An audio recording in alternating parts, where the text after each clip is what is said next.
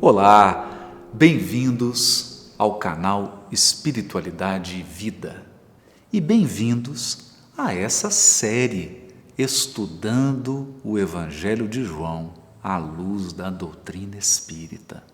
Nós estamos estudando o Evangelho de João versículo a versículo.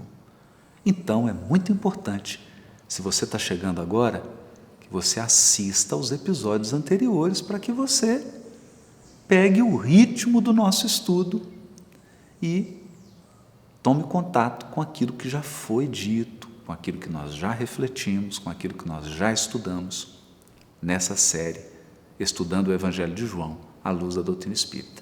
Nesse episódio, nós vamos dar sequência no versículo 9 do capítulo 1.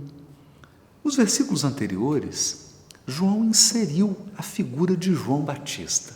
E nós explicamos aqui esse papel simbólico de João Batista, colocado aparentemente de forma inesperada nessa narrativa de Jesus como co-criador, como a luz do mundo. De repente surge João Batista, mas nós entendemos que João Batista é a preparação para a manifestação dos nossos potenciais co-criadores. E nós veremos isso agora estudando o versículo 9, que diz assim: Ele, Jesus, era a luz verdadeira, que ilumina todo homem que vem para o mundo.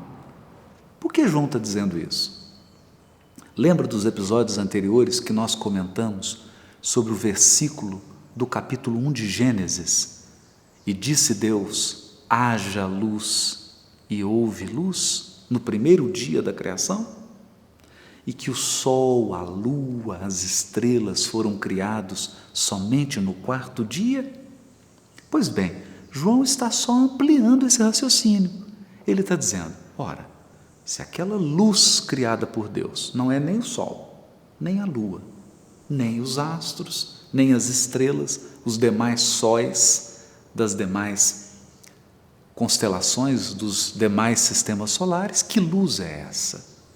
E aqui ele começa a aprofundar nessa história, dizendo que essa luz é o Cristo planetário, é o nosso governador espiritual, o co-criador em plano maior, que formou a Terra, que executou o plano de Deus de criação do planeta, que coordenou esse processo de criação, o instrumento de que Deus se serviu para o mundo ser formado. Essa é a ideia. E é por esta razão que antes que houvesse atmosfera na Terra, antes que na Terra houvesse condições de enxergar o Sol, enxergar as estrelas, enxergar a Lua, já havia uma luz iluminando todo o planeta. Essa luz era a luz do governador espiritual. Esse sol, quando Paulo vê Jesus às portas de Damasco, o brilho do Cristo era superior ao sol, daquela perspectiva do Paulo. De Saulo, né? Então ele vê um ser mais luminoso do que o sol, da sua perspectiva, da sua visão. Isso nos dá uma dimensão da elevação espiritual de Jesus e mais, da dimensão do poder co-criador do Cristo, da dimensão do seu poder co-criador. Outro ponto que nós não podemos perder de vista: somente depois de mais de 1 bilhão de anos de existência do planeta Terra, é que começa a surgir as primeiras manifestações de vida unicelular. E outros bilhões de anos vão transcorrer até que surja o primeiro primata. E depois milhares de anos para que surja o Homo sapiens, a espécie humana. Isso não tem 100 mil anos, 80, 50 mil anos. Veja, bilhões de anos, a evolução biológica, a evolução do planeta seguindo sob a coordenação do Cristo, sem que haja qualquer ser humano na Terra. O aparecimento do ser humano, em termos de história planetária, é recentíssimo, é super recente. Por isso João está afirmando isso. Ele, Jesus, é a luz de todo ser humano que vem à Terra. Claro, ele acompanhou a formação do corpo do ser humano. Ele que conduziu esse processo evolutivo. E tão logo a evolução biológica da Terra permitiu a existência de seres humanos, os seres começaram a encarnar. Os seres, os espíritos com pensamento contínuo, os espíritos dotados de razão, começaram a encarnar no orbe. Todos, sob a tutela do governador espiritual do orbe. Todos eles sob a coordenação máxima do Cristo. Porque não há nenhum espírito evoluindo na Terra, não há nenhum espírito encarnando sem a permissão e sem o acompanhamento do governador espiritual. É importante pensarmos nisso. Ele, portanto, é a luz que ilumina todo ser que encarna nesse planeta, todo ser que evolui nas esferas espirituais da Terra. Ele é o governador, a autoridade máxima. A decisão última aqui na Terra é dele, sob a tutela, evidentemente, de Deus, o Criador, incriado, o Todo-Poderoso, evidentemente, porque ele é um agente executor da vontade divina. Já estudamos isso nos episódios anteriores. É por isso que Jesus ilumina todos os seres. E mais, ele é um foco de atração. Da mesma maneira que o Sol atrai os planetas que giram ao redor dele, o Cristo, na sua elevação espiritual, ele atrai a cada um de nós. Todos nós estamos numa jornada de progresso espiritual, nos aproximando cada dia mais do Cristo. Claro, ainda há uma distância imensa a ser percorrida. Nós estamos muito distantes dessa luz que representa o Cristo. Mas é inegável, a cada século nós damos um passo. A cada século nós avançamos em direção ao nosso aperfeiçoamento espiritual. Nós avançamos em direção ao Cristo, porque Ele é um modelo.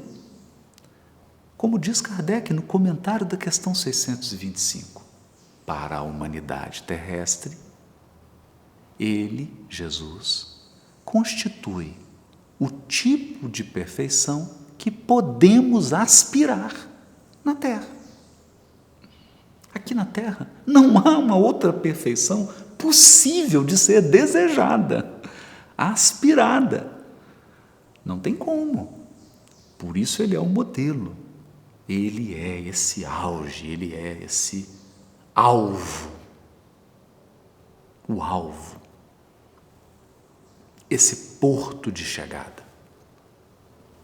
Essa referência de evolução espiritual, de evolução moral e de evolução intelectual, de sabedoria e de amor.